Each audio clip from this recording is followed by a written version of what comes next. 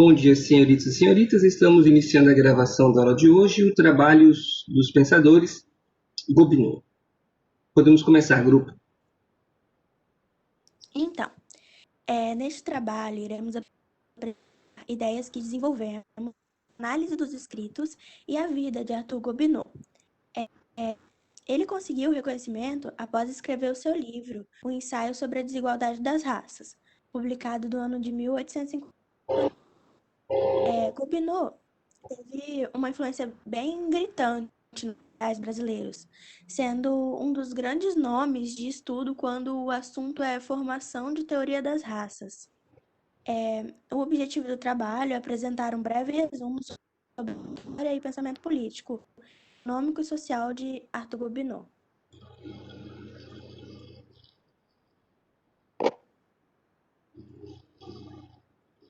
Bom, Joseph Arthur de Gobineau acreditava que tinha uma razão geral que pudesse explicar a história da energia intelectual para estudar algumas explicações que pudessem favorecer a queda e a ascensão da nossa civilização. E uma das que ele encontrou foi que a nossa civilização sempre se encontraria enfraquecida devido à nossa miscigenação, e acreditava também que os cruzamentos das espécies diferentes pudessem ser generados por causa que pudessem só ter o progresso com o possível desaparecimento das raças inferiores, que eram todos aqueles que não eram brancos e de geração europeia. Pode falar, Elisa.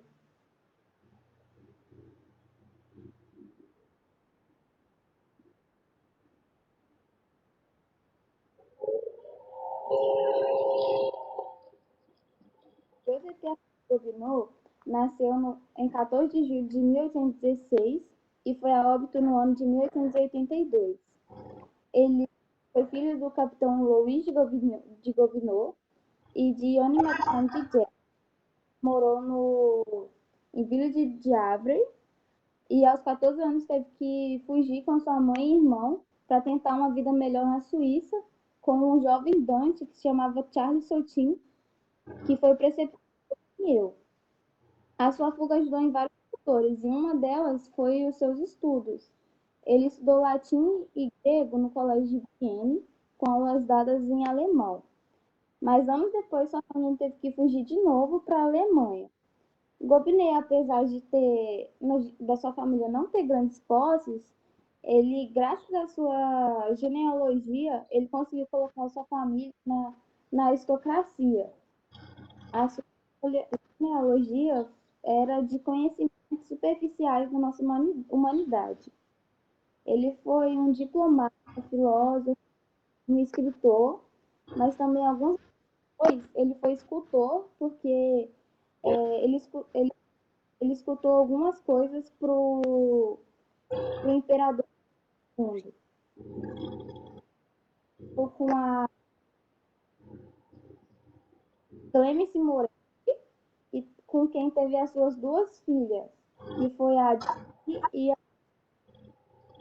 ele começou a sua carreira com o Alex, que foi um escritor também, um historiador, um pensador francês, que no ano de 1849 ele foi nomeado chefe de gabinete. O Alex não ficou por muito tempo porque o Odysseus Barrote teve que sair do cargo, então o Gobineau foi escolhido para atuar em Berna como novo secretário da embaixada até o ano de 1854. Atuou em vários lugares, como Hanover, Frankfurt, Atenas, Rio de Janeiro e Estocolmo até os anos de 1887. Quando ele chegou no Brasil na segunda missão de diplomata, ele se tornou um grande amigo do imperador Dom Pedro II e os dois tinham grandes diferenças de ideias opostas, e quando ele ficou no Brasil, os dois muito forte a sua amizade, e quando ele voltou para a Europa um ano depois, eles conversavam por carta. O seu livro, que foi A Desigualdade das Raças Humanas, que foi publicado no ano de 1853 e 1855, com o pouco conhecimento que ele tinha da evolução humana e com seus vários preconceitos que tinha, ele falava que a mistura da raça era algo inevitável e que levaria a raça humana a graus sempre maiores de degeneração, quanto física e quanto a fisiológica. Em uma frase que fica bem destacada no seu livro, é que afirma que a gente não, que eu vou ler agora, não viemos dos macacos, mas creio que vamos nessa direção. E com os seus, que como eu já falei, que ele não tinha quase nenhuma ideia da evolução e com teorias que não sejam nem um pouco comprovadas, o livro dele foi muito importante para que pudéssemos estudar sobre a eugenia e sobre o racismo. É isso. Pode passar, Elisa. Professor, tá me ouvindo? Sim, querido. Eu vou falar um pouco sobre desigualdade. Gobineau, ele formulou teorias racistas na ideia de defender a superioridade do povo europeu. Ele associava as diferenças entre raças a migrações para locais com condições geográficas. Para ele, as raças eram divididas em três: branco, pardo e preto. Branco representava os povos europeus, pardo representava os povos asiáticos e preto representava os povos africanos. Ele afirmava que quanto mais se misturassem as raças, mais diferenças físicas existiriam entre os povos. Ele deixava bem claro a ideia de superioridade do povo europeu. E para ele, a raça branca, seria a mais civilizada. Então ele dizia que quanto mais mistura de raça tivesse uma civilização, mais imoral e corrupta ela seria. Ele destinava aos negros o último degrau da hierarquia social. E ele alegava que eles seriam incapazes de evoluírem até a alta sociedade branca. Suas ideias serviram como base para Hitler e para o movimento nazista, onde a gente identifica toda a violência sofrida pelos judeus, negros e homossexuais pós Primeira Guerra Mundial, que foi justificada pelas teorias racistas que defendiam o fato da raça ariana ser a superior das demais.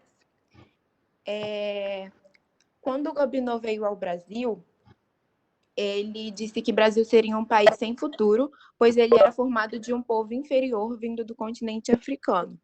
E ele ainda afirmou que o país estaria condenado ao fracasso e a única solução era evitar a procriação do negro e trazer europeus para o nosso país. E trazendo para o contexto da desigualdade, a gente pode olhar pelo cenário atual. O número de pessoas negras vivendo em favela, o alto racismo que a gente sofre até os dias de hoje, e a gente vê o movimento se levantando contra isso. A gente pode observar na discriminação, e é isso. Pode passar, Elisa.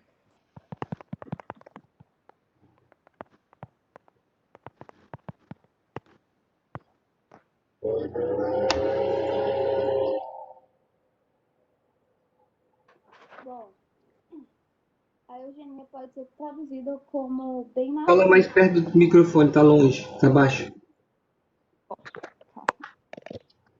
Melhorou? Um pouquinho. A eugenia pode ser traduzida como bem-nascido. Ela foi criada no final do século XIX e no início do século XX, no ano de 1883, na Inglaterra, por Francis Galton. Ela tinha um objetivo do aprimoramento humano e que, a partir de pensamentos coletivos, seria possível a melhoria da raça humana. Várias pessoas, grande parte da nossa população não pôde ter outros cruzamentos e nem filhos por causa disso. E o primeiro a adotar esse método foi nos Estados Unidos, porque na época eles estavam com a sua população crescendo, pois as pessoas que eram da zona rural estavam vindo para a cidade em busca de emprego, e o objetivo de excluir os negros, os imigrantes, os asiáticos, em geral, descendentes europeus, que na época eram conhecidos como nação do... E quando essa teoria ela foi Renato, que é uma coisa assim, e passou a ser conhecido como o pai da eugenia. Ele afirmava que a única forma era criar espécie humana no país. E segundo Pietro Dill, a eugenia era superficial e um projeto porque permitia as características raciais e físicas consideradas ruins pelos mais ricos e cortar o mal para desenvolver apenas boas características da população em cada pessoa. Pode passar. A relação de Gobineau com a eugenia. Gobineau, ele propunha a criação de uma nação pura, bem desenvolvida e civilizada, onde a maior parte dessa nação seria composta de branco e europeu, sem nenhum tipo de mestiçagem. E essa civilização, ela se localizaria nos primeiros degraus da hierarquia social. Então, quando foi no ano de 1869, Gobineau veio ao Brasil em missão diplomática. E quando ele chegou aqui, segundo ele, o Brasil não seria digno de um bom futuro, porque ele acreditava que a população seria extinta em menos de 200 anos. E isso pela população ser, de sua maioria, mestiça, fruto da mestiçagem entre índios, negros e portugueses. Quando ele chegou, a miscigenação de raças produziu a ele uma desagradável impressão sobre o Brasil, que ele expressou assim por palavras. Ele falou bem assim, uma das frases dele foi: já não existe nenhuma família brasileira que não tenha sangue negro e índio nas veias. O resultado são compleições raquíticas que, se nem sempre são repugnantes, agradáveis aos olhos. Porque aos olhos de Gobineau, além de mostrarem esteticamente repugnantes, os brasileiros carregavam defeitos ainda mais graves, que era, tipo, ele achava que seriam avessos ao trabalho, eram um pouco férteis e enfraquecidos, o que garantiria sua diminuição e aniquilamento em menos de 2 séculos. E na sua vinda ao Brasil, como a Michelle falou um pouquinho, ele manteve a amizade com o mundo. Porém, para o da história, essa seria sua única ligação ao Brasil, já que usava seus outros colegas do corpo diplomático de outras nacionalidades, e ele se limitou a estritas relações oficiais ao país. Gobineau, ele também via a imigração como a única maneira de deter a evidente perda das características originais. Eu vou falar um pouquinho em questão dos direitos humanos, que, se tomarmos em consideração os dias depois da Declaração Universal dos Direitos Humanos, em 1984, Gobineau seria considerado um grande infligidor, pois ele foi precursor de discursos de ódio às raças que eram diferentes. E, de acordo com a lei número 12.288 sobre a igualdade racial, que se considera crime, né? A discriminação racial ou étnico-racial, toda sua distinção, exclusão e restrição.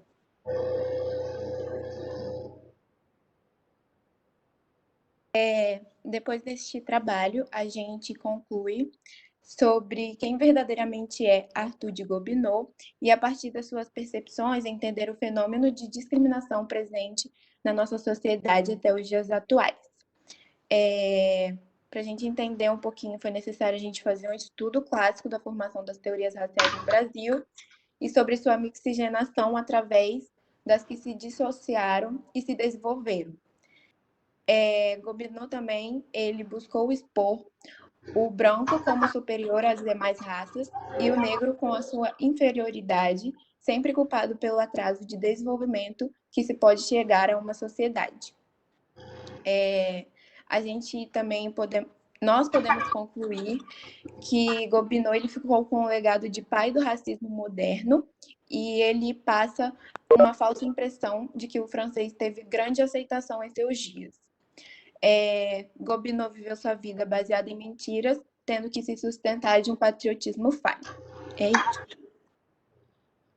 De um patriotismo o quê? Falho.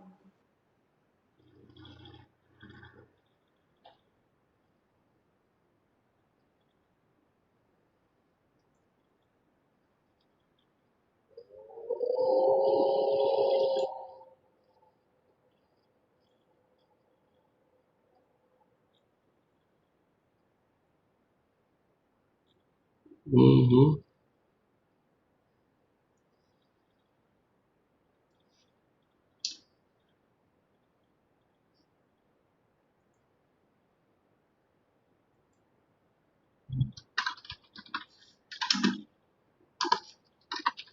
Bom, a turma tem perguntas, comentários para enriquecer?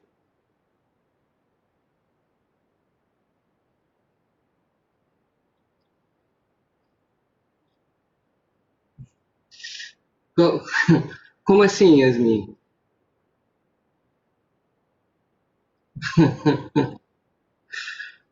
Bom, a gente tem que considerar alguns aspectos. Né? No século XIX, a gente fazendo um estudo do século XIX, você percebe que o século XIX é o século das doutrinas racistas, assim, vamos dizer assim. Né? Como assim é o século das doutrinas racistas? O que está acontecendo nesse século XIX? Você vai ter nesse período, a gente tem pouco tempo, né, mas vamos tentar ajeitar. Você vai ter a teoria da evolução do Charles Darwin, né, onde, de uma forma bem resumida, né, em que consiste a teoria da evolução do Charles Darwin? Vamos pegar a teoria da seleção natural, onde ele diz que os mais fortes sobrevivem. Né? E dentro dessa perspectiva, alguns pensadores políticos, filósofos, intelectuais, vão pegar essa tese das ciências biológicas e vão adaptar essa tese ao discurso político. Então, se na natureza o mais forte domina o mais fraco, é legítimo que povos mais desenvolvidos se sobreponham aos povos menos desenvolvidos. E é importante entender esse contexto dessa fala da legitimação da dominação do mais forte e do mais fraco. Lembra, não é o Darwin que está dizendo isso. O Darwin ele apresenta uma teoria da área biológica, pegam esse discurso, ele adapta ao discurso político. E nós estamos vendo um momento do século XIX da Revolução Industrial, segunda Revolução Industrial, concomitantemente essa discussão está acontecendo a colonização da África e da Ásia, que é o próximo tema que nós vamos discutir. Então você pega todo esse aparato político, teórico que está sendo construído e transfere para a justificativa, né, de legitimação da dominação do europeu aos demais povos. Então é muito importante entender esse contexto do Gobineau, né, nesse momento histórico que a gente está estudando. Nós estamos colonizando agora a África, a Ásia, a América está saindo de um processo de independência. Nesse século XIX, a América está saindo do processo de independência. Né? Ao longo do século XIX, na primeira metade do século XIX, você vai ter a independência dos países latino-americanos. E a Europa voltando sua atenção para a África e para a Ásia. Então, o discurso do Gobineau, ele combina, ele casa muito bem com esse momento. Na Europa, você tem o processo de transformações, de formações de estados nacionais. A Alemanha nasce enquanto Estado unificado no final do século XIX. A Itália nasce como Estado unificado no final do século XIX. Você tem a Europa concomitante esse processo de industrialização, de desenvolvimento desse capitalismo. Você tem ainda a afirmação da burguesia, da burguesia enquanto elite dominante, né? Eliminando as últimas resistências de tentativa de recuperação daquele poder absoluto. Então é importante olhar para todo o cenário que nós estamos estudando. Não é? Então o Gobineau ele surge aí com essa proposta, né, com essa tese de justificação do branco em detrimento aos demais povos. Ele não vai ser o único, vão haver outros pensadores que vão defender essa tese da superioridade branca, ariana, em detrimento aos demais povos. Né? E esses discursos serão apropriados na primeira metade do século XX, dando origem ao discurso nazista, proprietariamente, né? Ao discurso nazista. É importante atentar para isso. Mas, dentro dessa relação, dentro do que o grupo disse, é importante lembrar, né? O Gobineau, ele frauda os documentos dele. Ele não tinha uma família de origem, de estirpe, vamos dizer assim. Ele frauda os documentos para conseguir ascender socialmente. Né? Um estelionatário, vamos dizer assim, né? Desse tipo de gente. Né? Ele frauda esses documentos. É importante observar, a gente trazendo para a história do Brasil, haja vista que nós já vimos o Segundo Império Brasileiro, né? A gente já fez o estudo do Segundo Império Brasileiro, quando você olha para os... Vamos ver, quando a gente olha para a discussão do Segundo Império, que ação o Dom Pedro II, né, o governo brasileiro, vai produzir, né, que remete, né, que nós podemos fazer uma analogia, um comparativo a esse discurso do Gobineau de que o Brasil era um país condenado ao fracasso. Que ação o governo brasileiro toma que a gente pode relacionar a esse discurso do Gobineau de que o Brasil era um país condenado ao fracasso? Vocês lembram de alguma medida tomada pelo governo brasileiro que a gente possa relacionar, né, a esse discurso segregacionista, racista?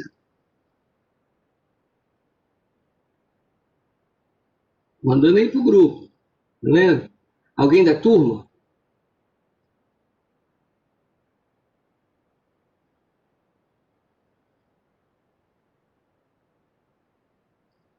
Exato.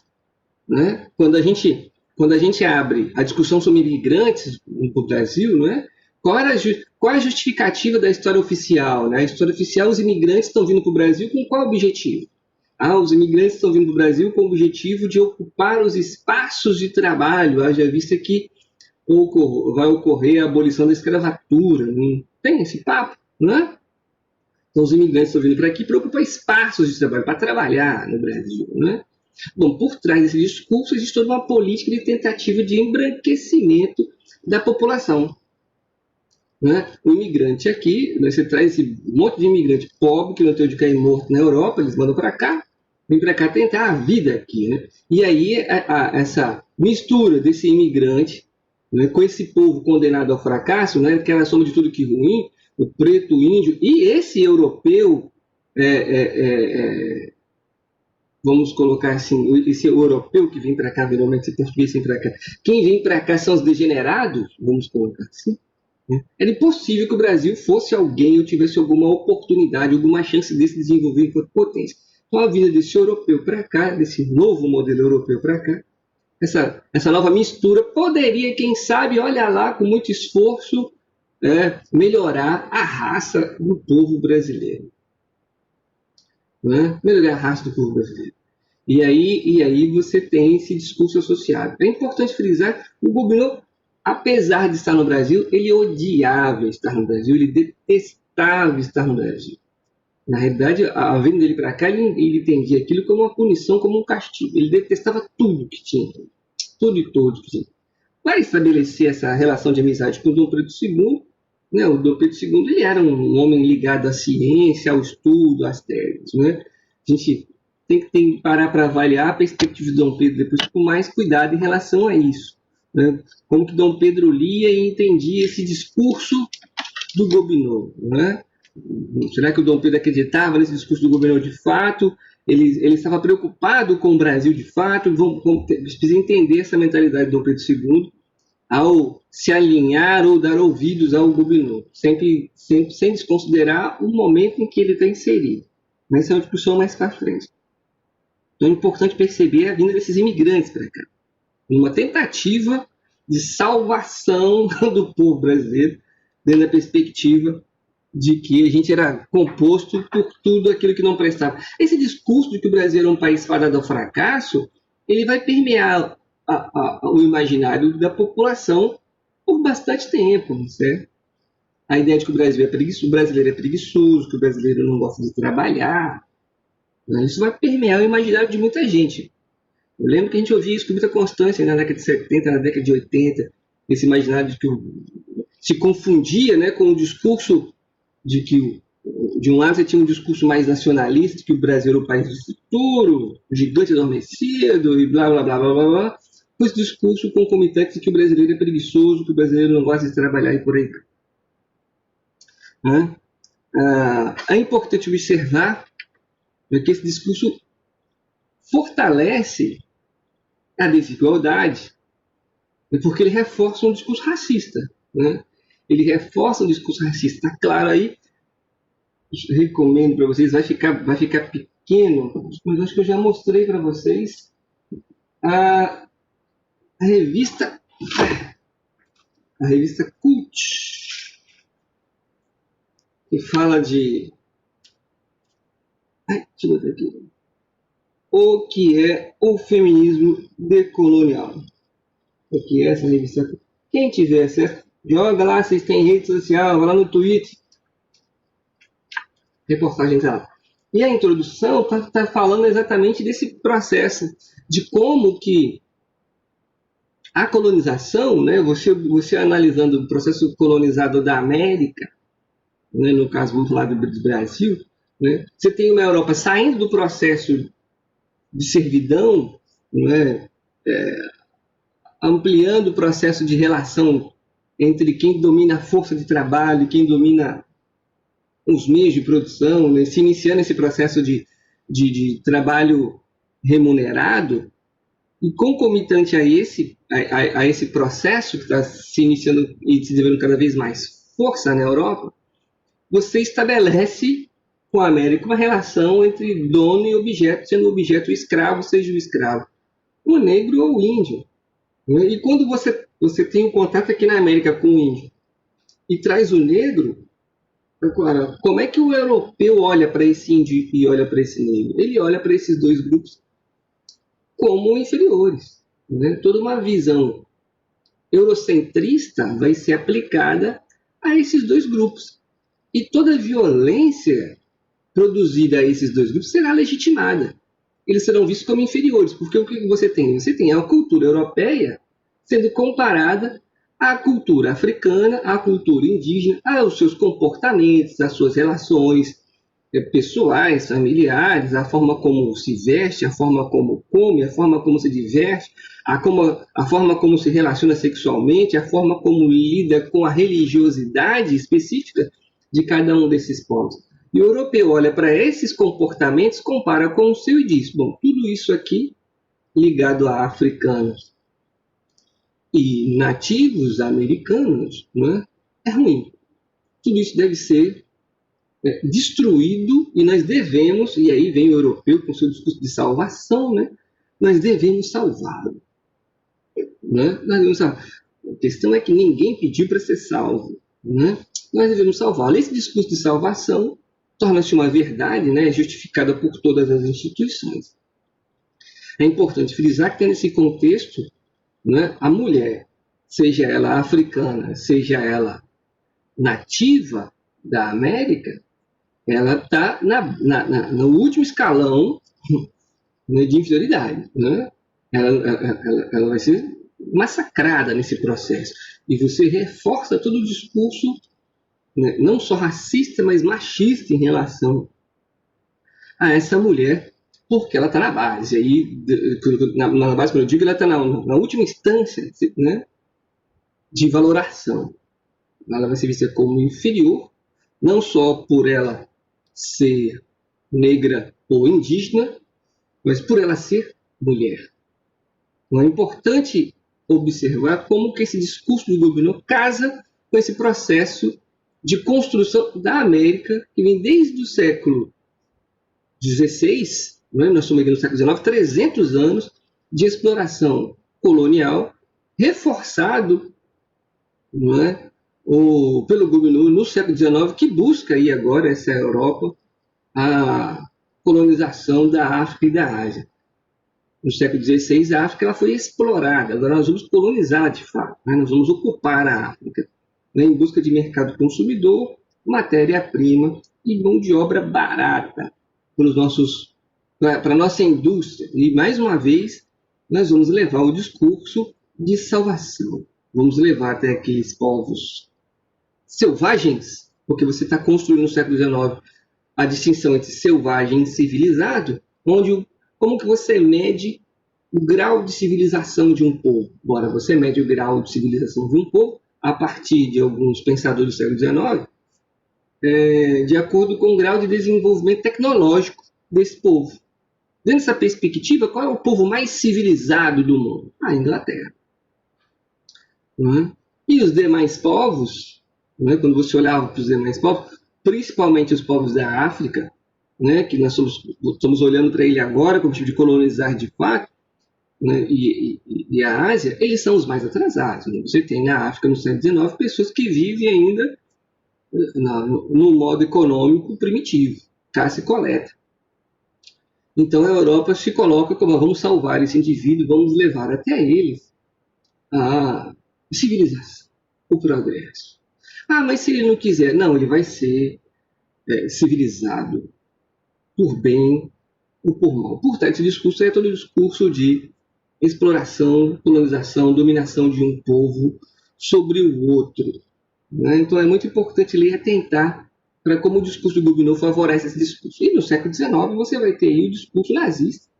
Você olha para o Brasil hoje, no século XIX, você ainda vê nada mais escroto, nada mais idiota do que um tupiniquim nazista. Não tem nada mais ridículo do que um brasileiro levantar uma bandeirinha e se dizendo nazista, defensor da raça pura. Eu costumo brincar e dizer que o brasileiro puro é mestiço. O brasileiro puro é mestiço. Mas é importante atentar para a força desse discurso de raça superior que a gente vê ainda hoje, século XX, não só no Brasil, quando a gente olha para a Europa e os Estados Unidos, você vê isso muito forte. E é importante perceber que esse discurso ganha força em momentos de crise econômica.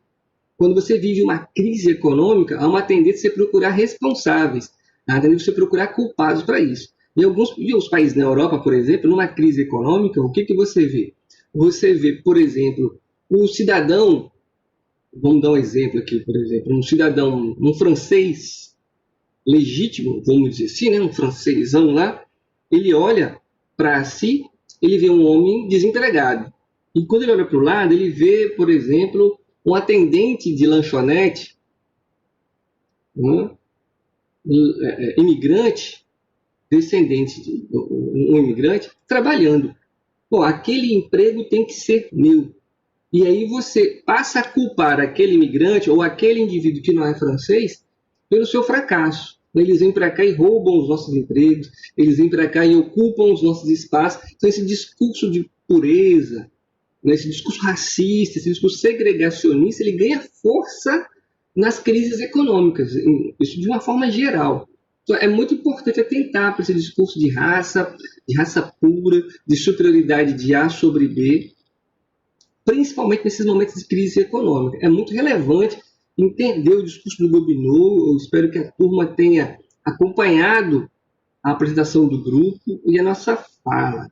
Apesar de ser rápida, por causa do tempo, que a gente não tem muito. Alguém quer acrescentar alguma coisa? Algum comentário? Algo que tenha chamado a atenção?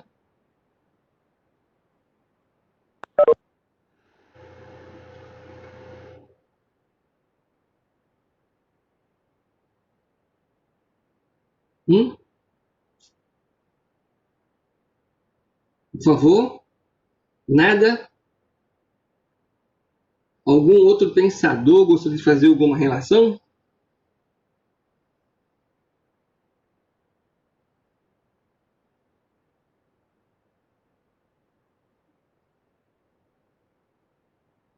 Nada.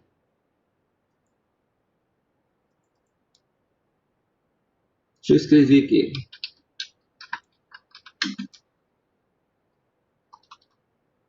Tem problema não, pode xingar. Pertence ao debate. Pertence ao debate. Mas é importante o incômodo. É importante o incômodo. Sempre lembrando, a gente está numa atividade, o objetivo é produzir essas provocações. O objetivo é tentar fazer com que vocês se sintam motivados a ler mais, a estudar mais sobre o tema, né, para reforçar formas de enxergar o mundo, de questionar o mundo, de não aceitar o mundo como ele nos é apresentado. Né? O mundo é apresentado para nós um prato feito. Cabe a gente só mastigar e engolir. Então é importante a gente ser provocado nessas situações, né? É muito importante a gente ser provocado nessas situações. De pensar o mundo que a gente vive, de tentar olhar para o mundo que a gente vive e ver, será que a gente enxerga esse discurso do Gobineau hoje ainda? Será que a gente enxerga aquele discurso do Adam Smith hoje ainda? Será que a gente enxerga o discurso do Voltaire, do Rousseau, do Montesquieu nos dias de hoje? Será que a gente enxerga algum defensor da monarquia ainda hoje? E pensar o porquê da gente ouvir esses caras ainda hoje, seja de forma positiva ou de forma negativa. É importante pensar isso, certo? Bom, beleza. Deixa eu encerrar aqui a gravação para a gente fazer alguns outros comentários.